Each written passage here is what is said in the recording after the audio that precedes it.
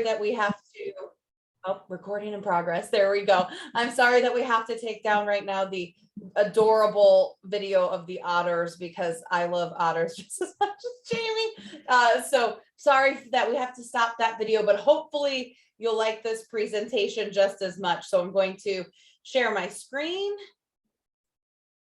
Hopefully all of you are seeing that. If you're having any difficulties, please just raise your hand or put those in the chat. So I'm Dr. Katrina Fulcher-Rude. I'm from SUNY Buffalo State College. And this is my first time formally giving this type of presentation. And I was telling Jamie beforehand that it's kind of, maybe it's ironic, we'll have to ask Alanis Morissette, even though I think she probably got the definition wrong, that I'm uncomfortable and a little nervous to talking about difficult topics. I'm so happy to be here and finally put all of these thoughts down in one place and to share with you. And I'm hoping that we can work together today as colleagues to talk about this topic, something that I think is incredibly important that we're infusing in our classrooms, and that all of us can walk away with maybe a tidbit, a new strategy, a new idea, maybe an increased comfort level about having difficult conversations in our classroom. And just so we can have some bearings here, and just so that you know a little bit about me, and because I'm all about trying to model what I talk or what I teach about, is one of the issues sometimes with having difficult, and I'm actually going to probably take that word difficult out, because I think when you have that word difficult there, it kind of automatically makes us go into a defensive or an avoidance mode. So I really like to talk about challenging conversations or our hot button or hot topic issues. And I think something that we really overlook is that you have to share a common ground with the individuals, or try to have some type of meeting place or common ground or some sense of comfort in order to really participate in sometimes challenging conversations. So you'll hear me maybe harp a little too much about really making sure that you have a strong instructor presence, making sure that you're connected to your students, making sure that your students are connected to one another, and really creating a classroom community and classroom unity if possible. And so part of that is breaking down this barrier between professor student and some of those power dynamics, and having students really get to know you. So I'd like you to get to know me a little bit as well. So I am an associate professor, like I said, at SUNY Buffalo State College. I teach undergraduate and graduate courses in speech language pathology. I am a speech language pathologist by trade. When I started in this field, I never thought that I would be an academic. I thought that I would be a clinician working in hospitals. So I had somewhat of a pivot in my master's program when I was introduced to research and became so passionate about it, I didn't turn back.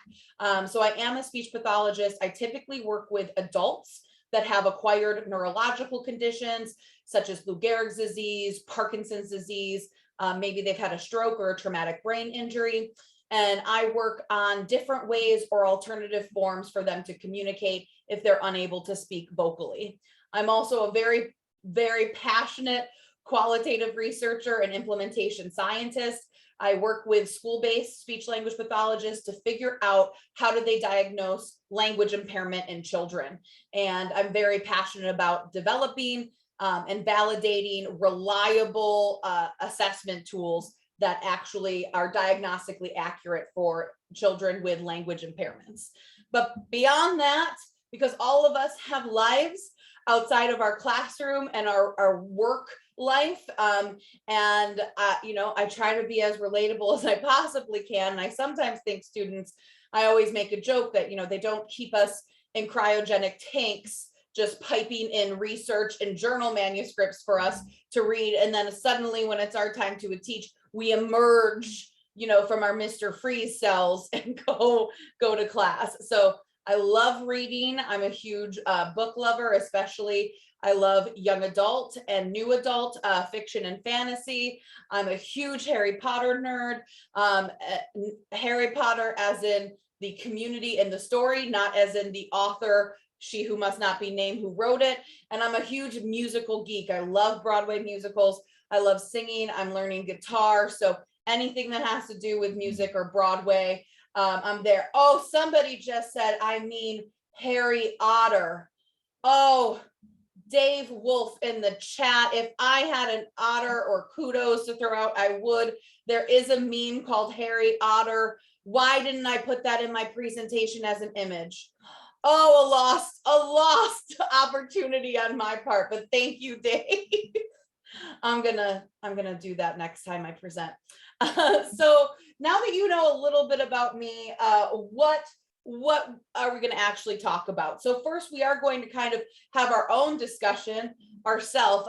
It felt strange to give a talk about having discussions and then just have a lecture. So we are going to do some brainstorming, and then we're going to talk about why is it difficult to discuss challenging or uncomfortable topics.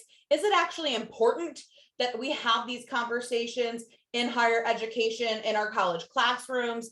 And then spoiler alert, I think it's very important, but I'll talk about why. And then I would like to present and talk about what I've been doing in my classrooms, both face-to-face as well as online, synchronously and asynchronously, to have challenging conversations with my students. And a lot of those have to do with, like I said, building classroom community, having a strong instructor presence, making sure that you establish ground rules for challenging discussions or just class discussions in general. Are there, and then I'd like to share some strategies that I use to set up those ground rules, as well as some techniques and strategies for actually having the difficult conversations, ideas for how to prepare students, what to do while you're having the discussion, and what do we do as follow-up and synthesis after we have these challenging conversations. And of course, there are times when this happens where this does not go perfectly. Of course, challenging conversations can get potentially heated and go off the rails. So what do you do? How do we mediate, or what do we do with those difficult conversations? So first, let's discuss. You can either raise your hand if you would like to unmute yourself and talk, speak vocally, or if you would rather type your thoughts in the chat window, and I can read those off and we can discuss. So do you like having difficult conversations in your classroom? So yes or no, but also why or why not? So if you like having those difficult or challenging conversations, why? And if you don't, why not? What do people think? Do you like having these difficult conversations? Just going to give some time for people to answer in the chat window or gather your thoughts and unmute yourself.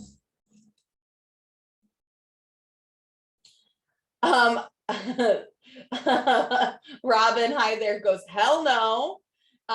Chris, sometimes I do, and sometimes we don't. Oh, this lovely emoji. The what is that? The Home Alone. It can be interesting. Somebody, we have a psychology instructor, and so they come with the job. I hear that a lot, that there are just some majors where challenging topics are going to just come up naturally. That's part of the field. And there's other places where sometimes people think that they're not as connected. Starlet, yes, because while they're the most difficult to manage, they are also the ones the students typically engage highly with and really remember. Yes, I have a very similar opinion as to you. Jamie, with education majors, it can be really fun. I agree. Sherry, I do like them, but I find that some students might self-center or not know what to say. Yes. So I think this is really common. I think we have a lot of people that are on the spectrum. They're like, oh, the hell no, I know they're going to happen, but I don't want to have them. If they come up, I'll deal with them. But no, thank you. I think this is really important. That just came in the chat window from Megumi. I apologize if I mispronounce your name. Just please put a note there, and I'll I'll practice again. No, thank you. I do not feel qualified to do it properly. That's what I hear too. What happens if this is a topic that is really emotional or triggering for a student? I don't feel qualified to take that on. I totally agree. So I think we have, these spectrums of, I don't want to touch it with a 10-foot pole. I'll do it if I have to. And okay, and then some people that are like, they just really like it. They're natural, maybe kind of debaters, or they've had really positive experiences and not so many of the negative experiences. So I really like, again, I want to say thank you for being so honest and open and so many different people sharing. And it seems like we do have some common ground, and this is all an area where we feel like we can learn more and add more tools to our arsenal. And even though I'm giving this talk, I still sometimes feel uncomfortable and get nervous for this to go off the rails in my class, and I want to learn more too. So next up, what topics, and again, raise your hand, put them in the chat window, however you feel comfortable contributing. What topics do you think are the most difficult to have in your classroom? What topics, if you think about your syllabus or some lessons, or maybe from your own personal teaching experiences, what topics do you think are the most difficult, the most challenging? Ethics, okay. So some of those areas of what's right, wrong, and we know that there's a gray area. Politics comes up twice. So anything politics in terms of, no political positions, political standing.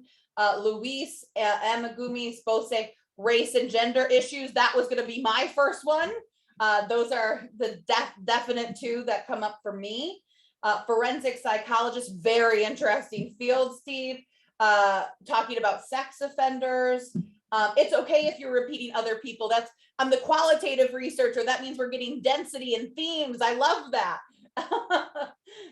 So I think a lot of things have to do about sexuality, religion, race, gender, and politics. I think that's probably those are probably the 5 big ones. And Starlet talking about teaching and psychology is where the science intersects with politics, gender, sexuality, right? Race and gender issues. Jamie, the vaccine, a very hot topic right now, and it'll be very interesting to see how that plays out in our classrooms as well. Excellent. So this isn't, I don't have this officially written out here, but I was thinking about another question. So for people that are uncomfortable, and you could put in the chat window, or again, feel free to raise your hand. What's our fear?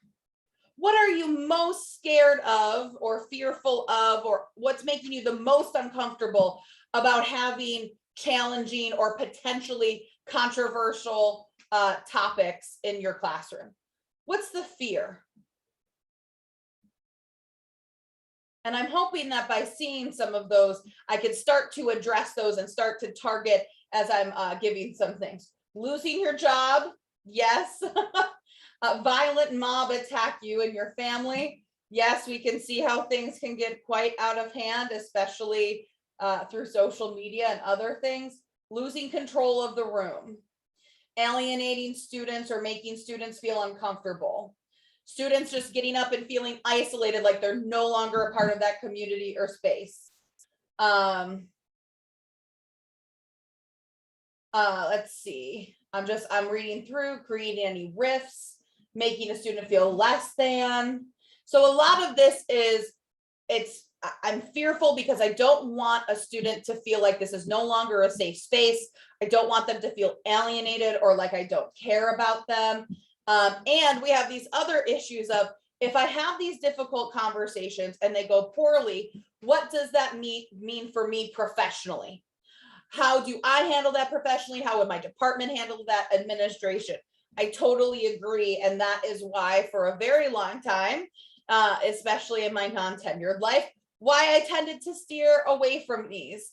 And I think you can see, again, we're already starting to create a community here. We're having very similar thoughts. But what is so great is that even though some of us here, or most of us here, are scared or uncomfortable, there's still 30 of us on this call who are here to still learn to do something uncomfortable. And I think that's a really kind of just wonderful, beautiful thing.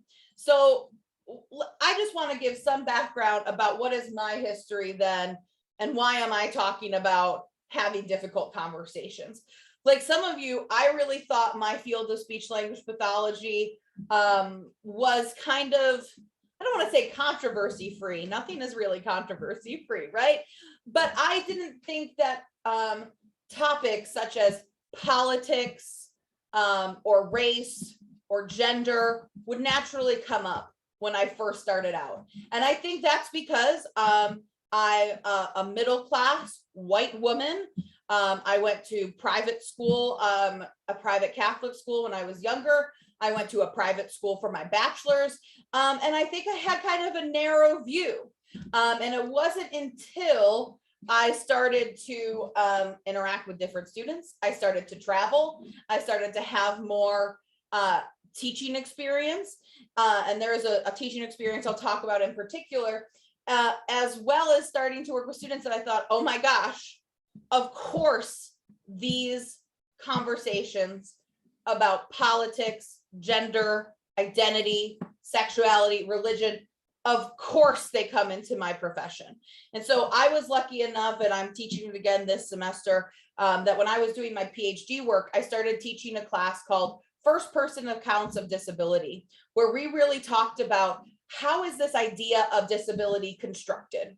And what does it mean to be somebody who has a disability in a Western society? And so we took all first person accounts, whether they were from blogs, documentaries, books, poems, artwork. We went across the media, TV, and we really started to try to understand what is a disability from the viewpoint of somebody with a disability. And when I started teaching that class, and as I started reformulating it more and more, I really saw how people's identities and the cross section of their identities really came about. And how could I teach a disability class when individuals with disabilities are the largest minority group? How could I teach this disability class and not talk about the politics surrounding disability or the laws and policies surrounding individuals and disability? And then when you look at some of those laws and policies, they spin out to then talk about individuals with disabilities and their sexuality, or should individuals with disabilities marry, date, have children? All of these other issues came in. So then I had to start having conversations with my students about challenging topics like sex and sexuality and religion and people controlling you and your thoughts and potentially your bodies. And I had some moments where it went really well and where it went really poorly. But I started to find that my students that participated in these difficult conversations, when I saw them then in other classes, they were really able to have these more nuanced, higher level critical thinking discussions because they were seeing all of these intersections. They were seeing the whole, all of the layers of the onion and not just one layer. And so I thought, okay, even though I've had some mishaps, these are important to have because they do engage students. It makes it more realistic. They can make connections between their profession, their personal lives, their real world, other classes, and it forces them to critically think and problem solve, which at the end of the day, I want my students to do 4 things: speak well, write well, problem solve, and be critical thinkers. And I think those are 4 skills that really cross over all of our professions and fields, no matter what you think your career is going to be. So should we have these difficult conversations in the classroom? And I think we go back and forth. I know sometimes, we're having all of these conversations right now with either your colleagues, your department, administration. I see them happening all of the time through Facebook and social media and different groups that we're in. And we are at I really think a time where I am seeing more and more students who are engaged and involved and know about politics, know about political issues, know about hot topic issues, and they're passionate about them and they want to talk about them. And so I pulled just two quotes here. This is an article that was Inside Higher Education from Dorisa Grant, and it was from a piece that she wrote called On Difficult Conversations. And what these, and I'm not going to read the quotes out loud to you because of time, but what these really show to me is that if we want to show our students that we care about them, that we know what's happening in their lives, then we have to have these conversations, because this is what's happening to students when they leave our classrooms. This end of this quote really hit me when I read it, and that's why I decided to put on here. Professors who seek to carry on with business as usual without broaching topics such as systemic racism and anti-Blackness risk appearing tone deaf and out of step with the current historical moment.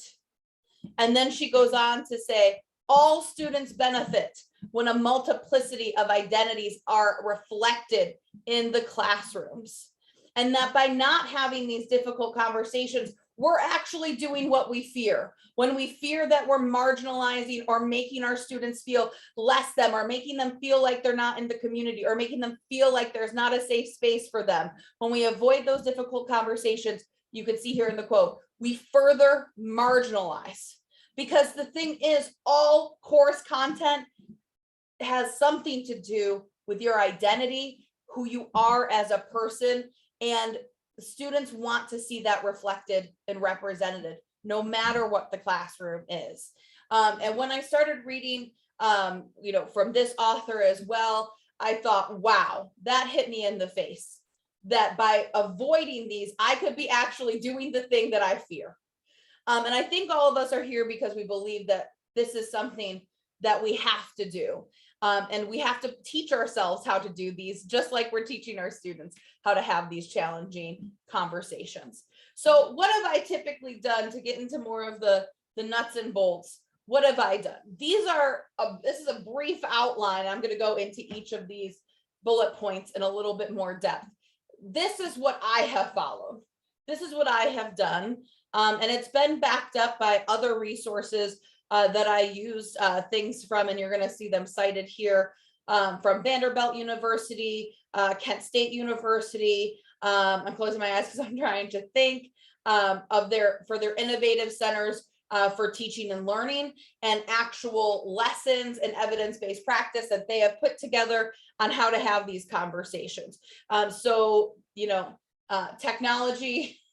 Technology is great. Sometimes it's not so great, but in this way, we have so many resources now to really help us have these conversations. So these are the steps that I follow. We're going to talk about each of these in a little bit more depth. And the first for me is creating a classroom community and culture. Before I do that, I just want to pause. If at any time you have a question, a comment, please feel free to raise your hand or put that in the chat window. We don't need to wait till the end. I can address those as they come up. Moving back in. So the very first thing that I do, regardless of any class, honestly, for all of my classes, I'm concerned with creating a classroom community and culture. And that's because I truly believe that when students come into my classroom, that together we're a community of learners, and I'm part of that community, and I'm also learning. And I tell them that, yes, I'm here as an expert in my field and in this area, but things are ever changing, ever evolving. We should always be continuing learners and continuing students. So I'm also a part of their learning community. And so to establish a classroom community and a community learning group, you have to start immediately, and it has to continue throughout the semester. So I really take at least my first 2, if not my first 3-ish, 4-ish weeks, depending on the topic and the level of the students, to get us talking, to get us to know one another, and to really set the expectation from the beginning that if you are in Katrina Fulcher Root's classroom, you are going to be thinking, you are going to be talking, you are going to be sharing.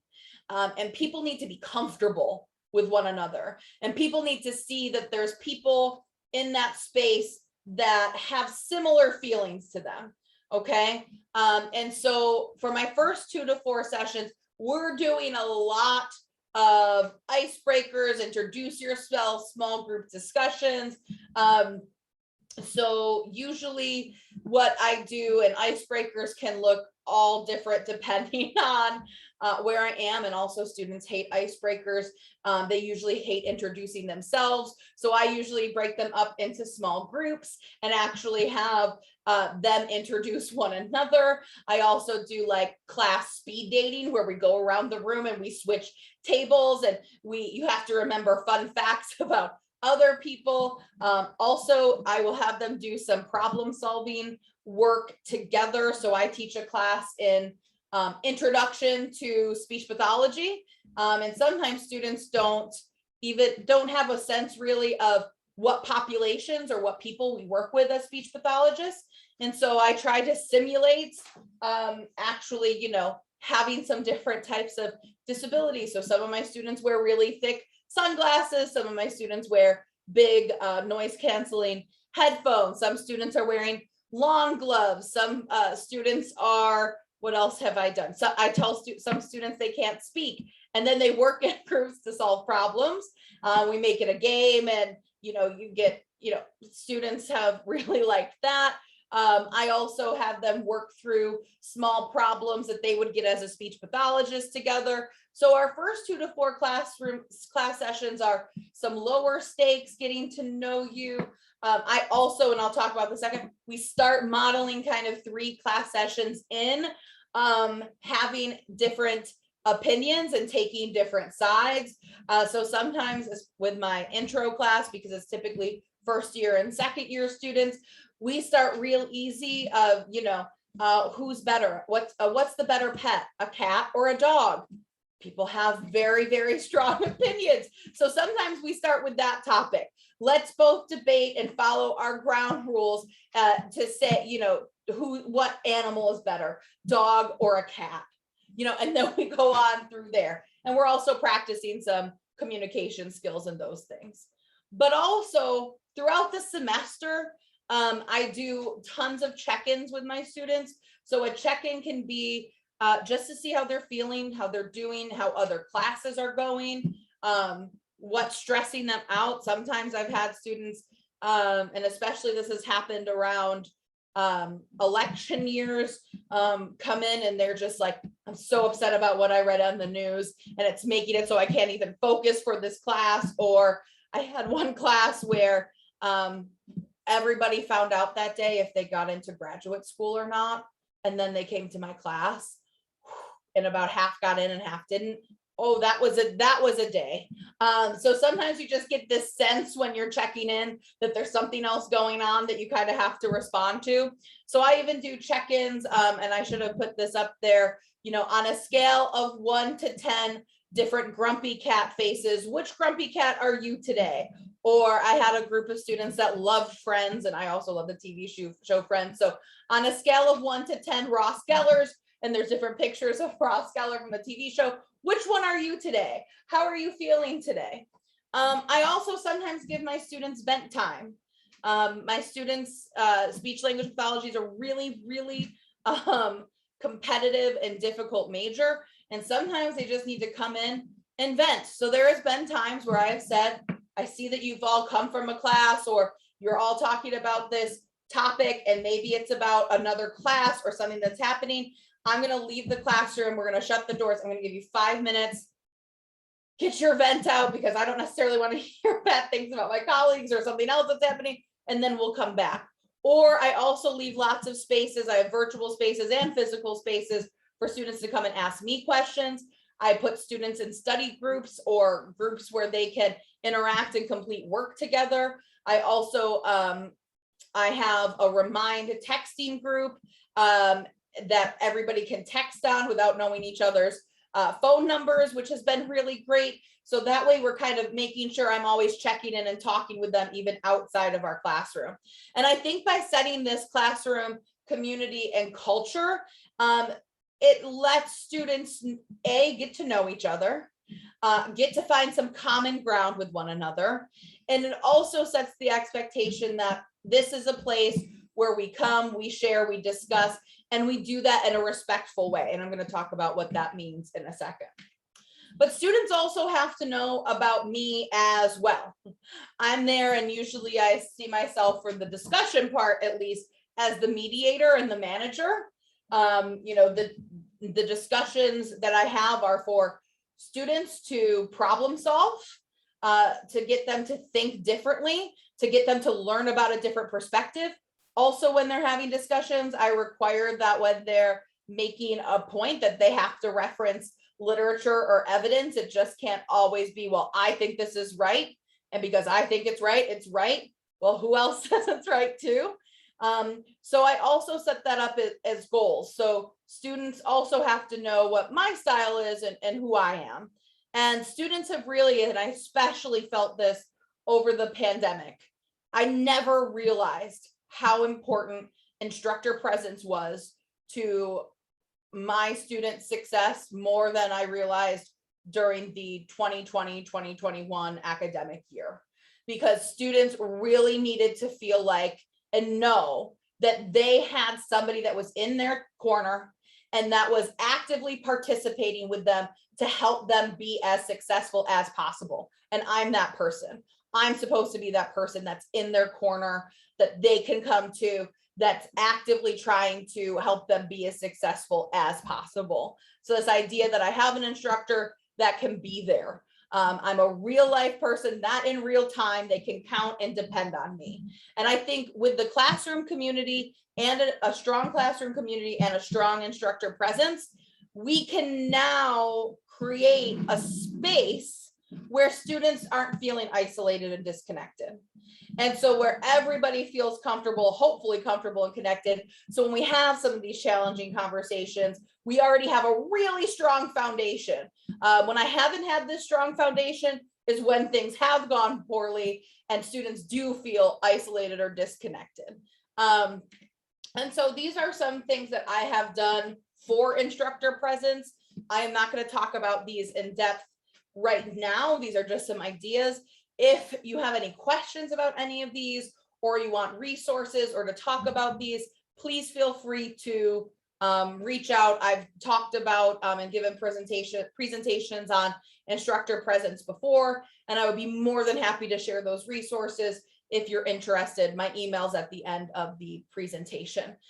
So just think about ways that making sure that you are bringing down that wall between you and your students, and they get to know you as the real human being that you are, and what can you do throughout the semester so that they know that you are still there, you're connected to them, you're listening to them, and again, they have somebody in their corner.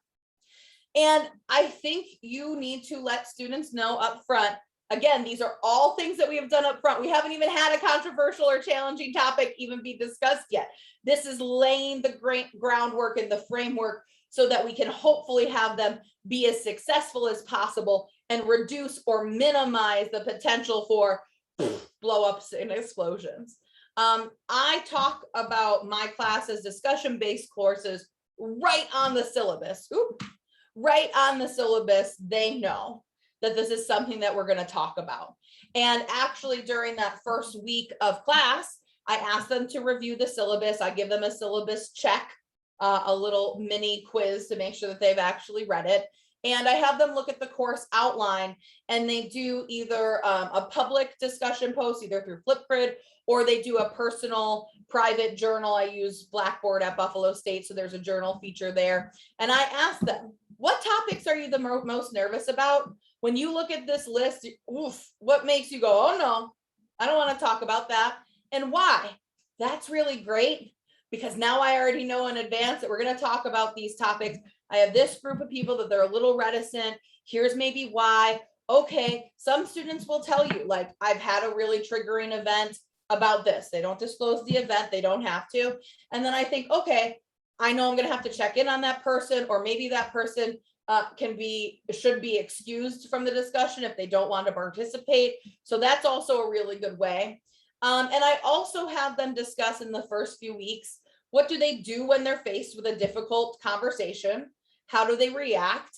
And I have them have difficult conversations, even though they were difficult or uncomfortable. Did you experience any benefits? So these are some things we talk about in the first week. After the first couple of weeks, where we've done some icebreakers, they've reviewed the syllabus, we're setting up that classroom community. This is a screenshot actually taken right out of my class, that topics and disability class. My floating panel is hide floating panel. Oh no, I just hit the wrong thing. Oop. I did everything wrong, Jamie. Show video panel. Okay, I can't get that floating thing to go away. That's okay. You're doing fine, Katrina. Okay. So after we do that in the beginning, I would say month or so, especially if this is going to be a class that's highly discussion based, I have people start doing some work in understanding their personal identities and what personal identities they have that are the same as other classmates, different as other classmates. And one way we do that, I should have them watch these videos about identity and why is identity so complex? Why for a speech pathology class do we talk about identity? And then they also do these identity wheels. So they do their personal identities and their social identities. And I have these in a link if anybody would like them. And I have them fill these out before class with some reflection questions. And I fill these out too. And I actually share these with my students. And then we go into small groups. And I have them change a couple of groups depending on how big the class is. And they talk about their identities. What do you have in common? What don't you have in common? What's something that you didn't know about that maybe you have a question about? And this is one way for us to start exploring some hot topic issues. And we also talk about, why are these identities important? Why should we do those? And I also talk about personal implicit bias. It's another one of these. Yes, Elizabeth, at the end, I can get that link for you. And if not, I can email that to you. Students really enjoyed this, and they really like to get to know each other this way. And we did some really nice things, especially when the social identities, when there was a lot of differences, students can really ask, like, what does it mean that you're, so I'm agnostic. What does it mean that you're agnostic? Or, somebody I had once, physical appearance and body image. I'm a fat woman, full disclosure. And so I put that fat woman, and people say, why do you use that word? And I talk about why I use the word fat, and that is just a descriptor. And so we can start breaking down a lot of different misconceptions. And this is a really good discussion point and a great way to start having some of these challenging topics. But I also, before we dive into, I have and talk to students about assessing personal biases, because this is what happens in difficult conversations, is that somebody challenges you, and what is challenging is an implicit bias. And sometimes we don't know that we have these. We all have implicit biases. And that's what I try to tell them, that you might say things in a debate or in a lively discussion, and somebody might say, oh, well, that doesn't, as somebody who is this race or ethnicity, that's not making me feel very good. That's making me feel this, or, I might feel like that's a little racist of you to say. And people, as soon as you say that, think, oh, you just called me a bad, horrible, immoral person. No, you came to the table with an implicit bias that maybe you didn't realize, and somebody's challenging that. And that's okay. We can have to get comfortable with the uncomfortable. And so I really do this module to show them that biases are natural, and sometimes they're harmless, and you can have a preference, but it is harmful when it's about specific identity attributes. So we talk about identities, then we move into this implicit bias. And I have them do, and again, this is a screenshot of exactly how I have this module set up in one of my classes. So I don't know if you've done the project Implicit, I believe it's through Harvard, the implicit bias testing, it's completely free. And I have students, and they can do more than one if they want. And they do this bias testing to see if they have any implicit bias. I give them some articles and some strategies about addressing those. And then they do a self-reflection journal with just me. And I make sure that they tell me, they don't have to tell me what the results were of their implicit bias test. They don't even have to tell me which one they've taken, right? It's about the process. It's about what have you learned about hidden biases. And I've really found that once we do this work, especially in my disability class, there was some really awesome discussions that happened. And I do just video-based discussions in Flipgrid. And a student said, somebody's, so-and-so made a comment in their last video about race and disability and how it's harder to be somebody who's a person of color plus having a disability. And I didn't think that they were right. And then I realized, oh, that must be an implicit bias that I have. Let me go back to our identity work and really think about that. And at the end of the video, they said, that challenged me and I didn't agree at first, but now based on what we're talking, I can see how that was my own bias. And this person has complex identities, and being a person of color, as well as a person with a disability, that's two different minority statuses. So it has to be harder. Right. But I don't know if we would have had that conversation, excuse me, if we didn't have this framework of implicit bias and that it's okay that we all have these. And I talk about my own implicit biases that I've had throughout my life as well. I also share and participate in these. Any questions before I move on? Oh, I gotta hurry up.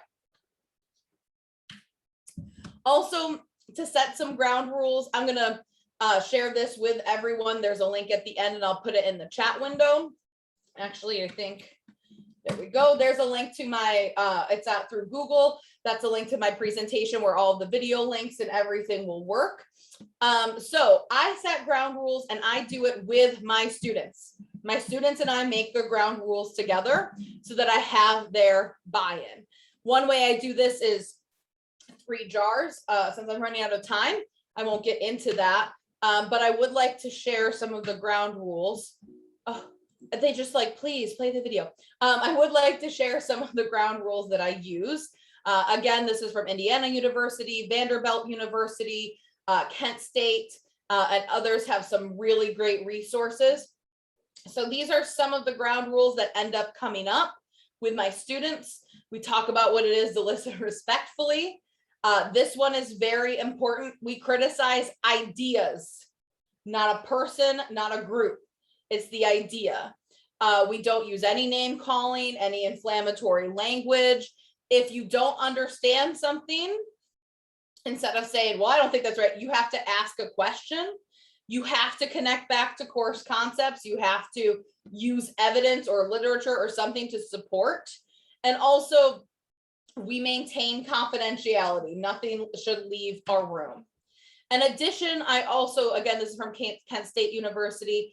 I practice with my students, you're going to see in a second, nonviolent communication, so that you're making observations, you're using feeling statements, and you're making requests, not demands. And how do we actually do that? Okay. So this is some great work. And so we practice some of these in our classroom. And that brings me to the practice and modeling.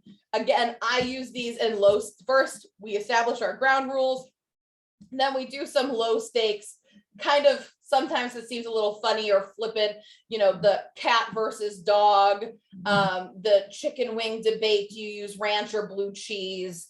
We pick some of these easy ones and we practice nonviolent communication as well as our ground rules. And I have to model all of the behaviors myself. And I also have students, actually, I picked 2 or 3 of these TED Talks, they watch those. And we also do a lot of role play. So I have a video here, and again, I apologize, I talk too much, where this is a difficult conversation that a school administrator is having with a teacher. And I use this in my school-based SLP class. And so we watch a lot of different videos and we say what went well, what ground rules were followed, which ones weren't followed, how would you change if you had to be the administrator, if you had to be the teacher. We take both positions. What would you change? What would you do differently? Were there rooms for improvement there?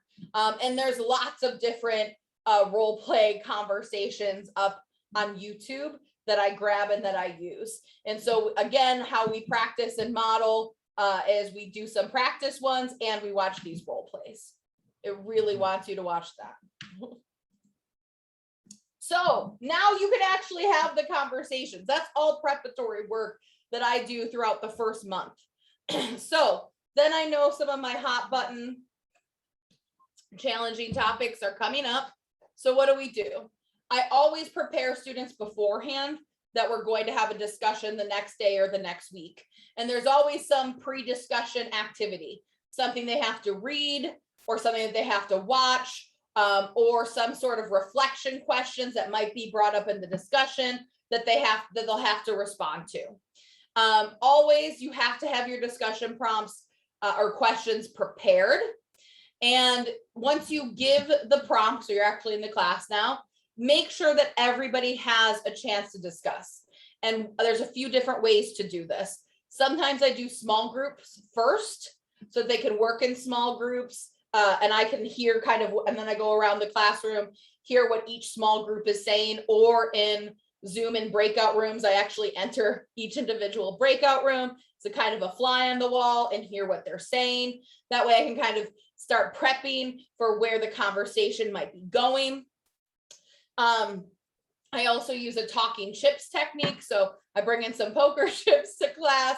I give students, when they come in, 2 or 3 chips, depending on time and the size of the class. And the rule is once you spend your chips, you're done. No more talking for you. So this really kind of mediates. There's always people that are big talkers. I'm one of them, as you can clearly see. So when you only have 3 chips in front of you, you better use them wisely. And it also makes sure, and I make sure that sometimes you can't even spend your second chip until everybody spends their first. So that's another way to get people involved. And also I use the fishbowl exercise, which I'll talk about in a second. You are actively managing this discussion, which will be on the next slide. There always should be a closure. I call it closing the circle or closing that gap. So there needs to be some follow-up and synthesis. And then you should always have appropriate resources to refer students to.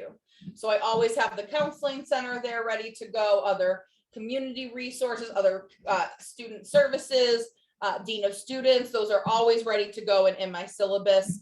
And you have to have a way to check in and follow up with individual students depending on if something blew up. So the discussion strategy, so you're making your discussion and prompts and things ahead of time. You're in the moment, what's happening. Sometimes you need to establish time limits. So I do this with different groups. So sometimes I actually set up debates. I'll put students in teams, and let's say when I used to teach literacy, I would say team A, you're the phonics approach. Team B, you're the whole language approach. Your group has 5 minutes to convince me, right? So you can set in some time limits. That way students are really kind of culling down what they're saying. Also, I love the fishbowl exercise. And basically, again, this works when there's multiple options or different perspectives. And so in the center circle, you have people that, they love dogs. Dogs are the best. And they have this discussion about why dogs are the best pets. And the circle on the outside are your cat people. And they have to listen. They're listening and looking in and observing the fishbowl to see what their perspectives are. Then you switch. Now the dog people have to look at the cat, I can't remember where I started, but you know what I'm seeing there. So you have to get the multiple perspectives. Then afterwards, I have students go back and reflect. Did this change your mind? Yes or no? Was this beneficial? What have you learned? And they do, and we go through some topics that way. Sometimes you need to allow for pause time and cool off time. I actually have, and I have it with me here. I have this big fan. It doesn't come up because of my background, but hopefully you heard the snap. I'm always warm. So sometimes when we need pause or cool off time, things are getting inflammatory. People are not following the ground rules. Vulture snaps the fan. It's cool off time. Let's go back to the rules. And I will say, we're pausing for 2 minutes. Get out a piece of paper, put all of your feelings down on the piece of paper, right? People are getting heated. Go back to the rules. We're taking a 2-minute timeout. So sometimes you have to do that.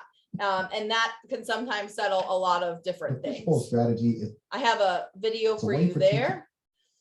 So managing discussion. When things get heated, have a way to signal your timeout. Might be an awesome drag queen fan like I have. Be sure if students are saying, no, wait, stop talking, you misunderstood me, you're gonna have to break in to let them give a chance to restate. If people are having difficulties, call it out and say, I know that this is difficult.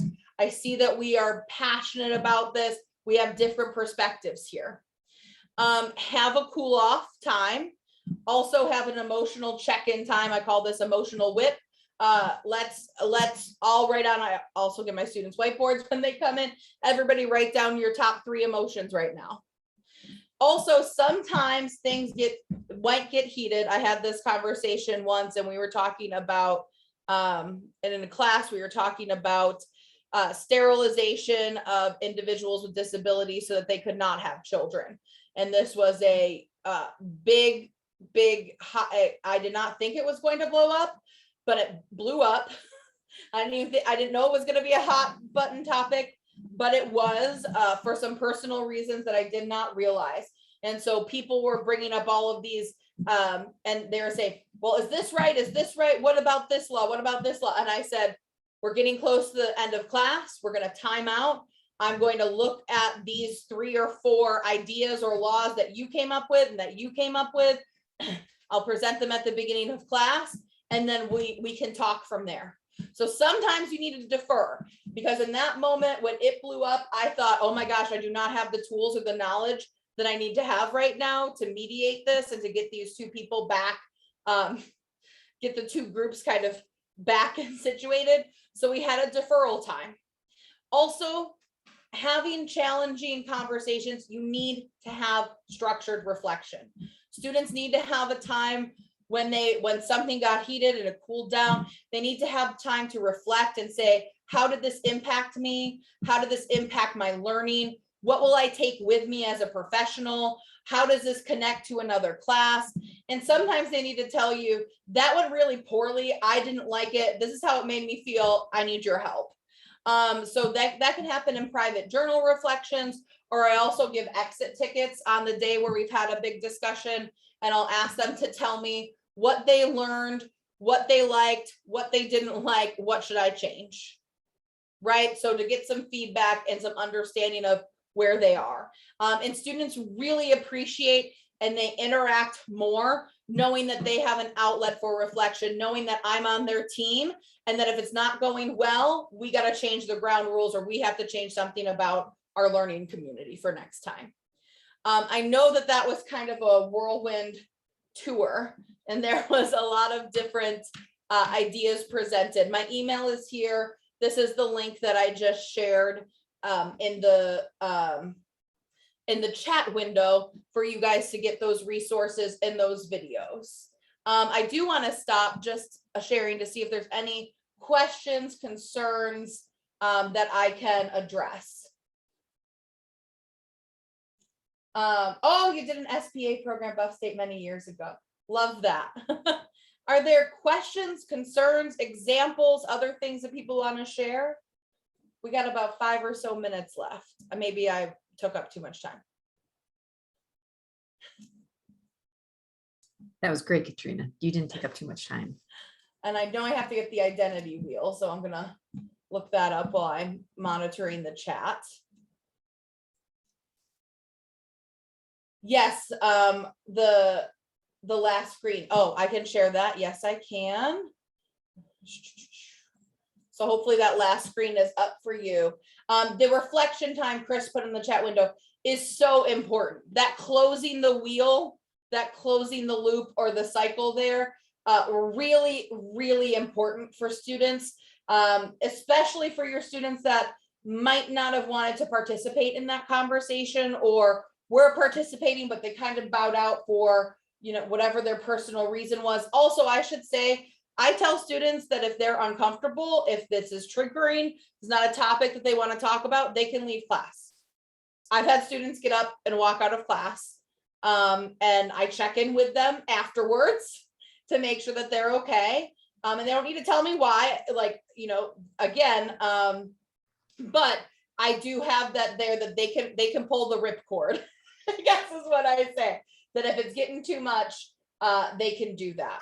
Oh, what are the exit ticket questions that I ask? I do sometimes change them depending on the class and what we're talking about. But I'm gonna download, see if I can share this PDF. I'll for the identity wheels, can I send those to you, Jamie, to have you send out? Just because it's a PDF, it's not a link. So the exit ticket questions I usually ask, what did you learn today? What did you learn or what was beneficial? What wasn't kind of jiving with you? Was there a topic that you still don't understand or you don't agree with? What do you want me to change for the next class? And then I sometimes ask them to make a connection to other classwork. Starlet, I think I see your hand raised. Yeah, I couldn't really figure out how to type out this question, so I'm sorry. That's okay. No. So I'm flipping my classroom, really like doing a much smaller lecture this year, and I am going to give them that reflection time, but I was just wondering if you've ever done like a group reflection with these difficult discussions where, like, in addition to that individual reflection, you encourage them as a group after to kind of discuss it in their small permanent groups. Yes, I have done that too. So because I have a class where I put them in reading and study groups where they work together on specific interactive notebooks. I used to teach anatomy, so they would do things together. And I had some other reading groups. And so once we kind of did it, we have a cool off time. I do let them go back and discuss with their own small groups. I also will post a discussion board, or sometimes I've done a Padlet where, you know, we can do the discussion afterwards. And we can discuss afterwards, and they can put up some other thoughts as a group. So I do sometimes do small group and large group reflections. Sometimes I say, how'd that go? Just give me a show of hands, like that was great, that was not great. And I can kind of go there. I think as long as you're offering some type of structured reflection, whether that's individual between you and the student or student to student, and you're kind of going around and checking in, as long as there's a wrap up and a reflection that to close that loop, then I think you're doing a good job. In my opinion, I just think I've seen it when we've had these discussions, there's no synthesis or reflection, and then we just go off. And then the next time we do a discussion, nobody's really participating. And I think it's because they didn't have that buy-in or that refresh back or that reflection of, oh, this is why it's important. This is how it connects, or this is what I learned from that. Okay, thank you. Great. Are there any other questions? I think we have about a minute left. Well, I hope this was helpful to give some, just maybe a different perspective, one tool in your toolkit, one thing that you might try. And please feel free, if you have any questions or concerns, to email me. I will send Jamie my slides as well as those identity wheels, so that way she can email that out to everyone. I hope everybody enjoys the rest of their otter time. Thank you so much. And in your honor, I have done something for you here. Have Harry Otter. Yes, Harry Otter is the best. Thank you. Oh, I want want to make that my just Zoom face for when I turn everything off. They just see that. I sent it to you, so feel free to Why, play thank around you. with it as I you- will. I'm going to steal it. Thank you.